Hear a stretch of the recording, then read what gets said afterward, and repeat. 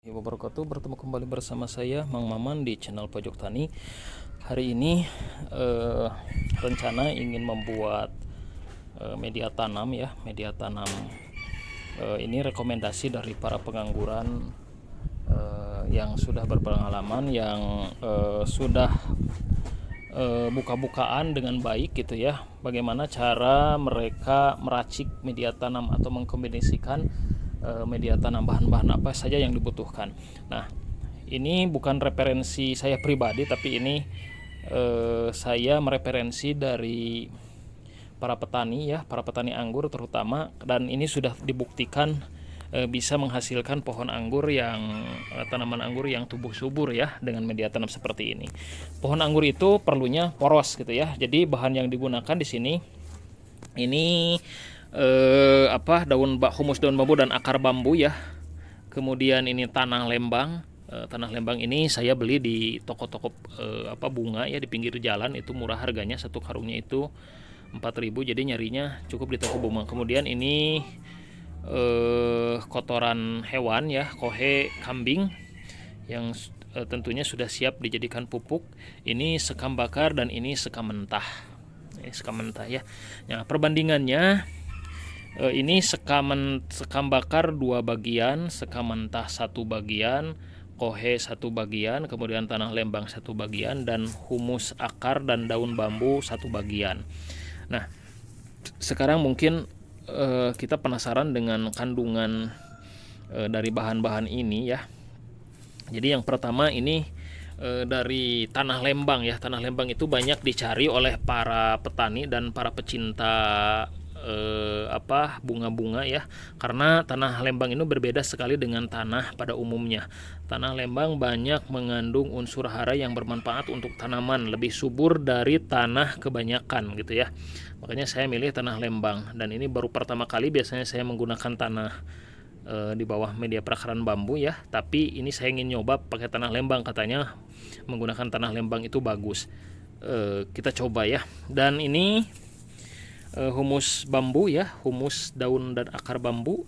Ini kaya akan unsur hara NPK gitu ya, dan juga kaya akan fungisida alami trichoderma, juga kaya akan bakteri-bakteri yang bermanfaat untuk tanaman, untuk perakaran tanaman terutama.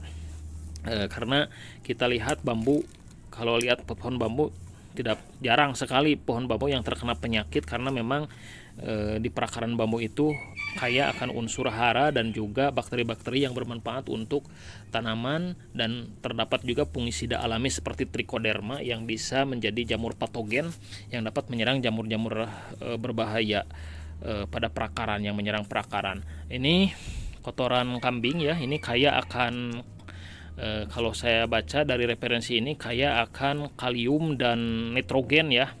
Kalium dan nitrogennya lebih dominan, makanya ini bisa dijadikan salah satu sumber nitrogen pada fase vegetatif ya, pada fase perkembangan. Nah, ini daun sekam bakar. Sekam bakar ini banyak digunakan oleh para petani karena ya bisa membuat media tanam lebih poros. Nah, kandungannya itu adalah silika ya.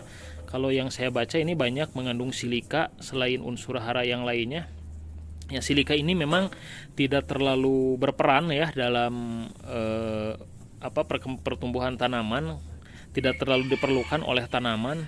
Namun silika ini bisa membuat tanaman itu lebih gembur, dan silika ini bisa mempercepat penyerapan unsur unsur fosfor dari pupuk ya. Nah, ini cukup bermanfaat. Dan juga media tanam dari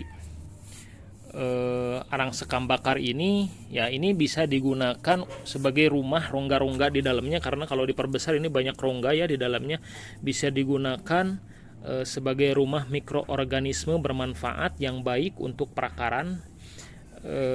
Jadi nanti ini bisa dijadikan rumah untuk perkembangan organisme bermanfaat ya, yang bermanfaat untuk perakaran. Nah, kemudian Ini dicampurkan dengan sekam mentah. Sekam mentah ini yang pertama adalah dia mampu menyimpan air ya, menyimpan air. Kemudian kaya juga vitamin B ya. Vitamin B itu bagus untuk perakaran. Jadi kenapa para petani, termasuk para petani anggur ya, banyak menggunakan campuran dari sekam mentah dan juga sekam bakar. Nah, sekam mentah ini katanya berdasarkan referensi banyak mengandung vitamin B. Ya, vitamin B kita tahu dalam dunia pertanian itu sangat dibutuhkan untuk kesehatan akar ya, kesehatan akar. Sehingga dari kombinasi ini ya diharapkan nanti akan menghasilkan media tanam yang benar-benar bagus untuk tanaman. Jadi ini campurannya satu bagian, kemudian ini dua bagian, ini satu bagian, ini satu bagian, ini satu bagian. Nah, ini akan dicampur.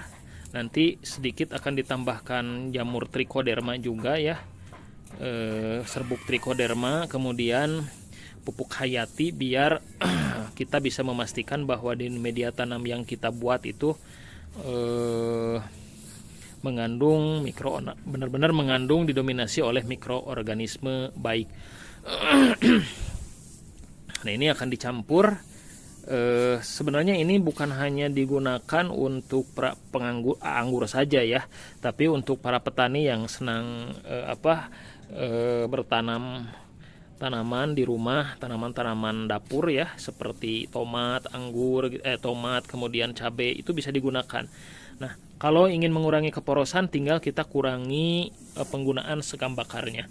Ini juga saya menggunakan media tanam yang serupa gitu ya, untuk menanam cabai gitu ya, kemudian menanam tomat yang baru pindah tanam dan kelihatannya sangat bagus sekali ya. Selain itu sudah saya gunakan campuran kombinasi seperti ini untuk menanam anggur juga ya. Dan memang dengan kombinasi media tanam seperti itu kita lihat anggurnya subur. Ini baru 1 bulan 10 hari ya, 1 bulan 10 hari, dan media tanamnya sama poros. Jadi kalau Anda pecinta anggur bisa menggunakan media tanam seperti ini, atau bisa mencobalah gitu ya. Meskipun banyak saran dari para petani, ada yang kombinasinya A, B, C gitu ya. Saya sih baru mencoba yang cocok itu media tanam yang ini gitu ya. Ya mudah-mudahan ini hanya share saja, mudah-mudahan bermanfaat. Terima kasih sudah menyaksikan video ini. Salam hijau, salam pengangguran.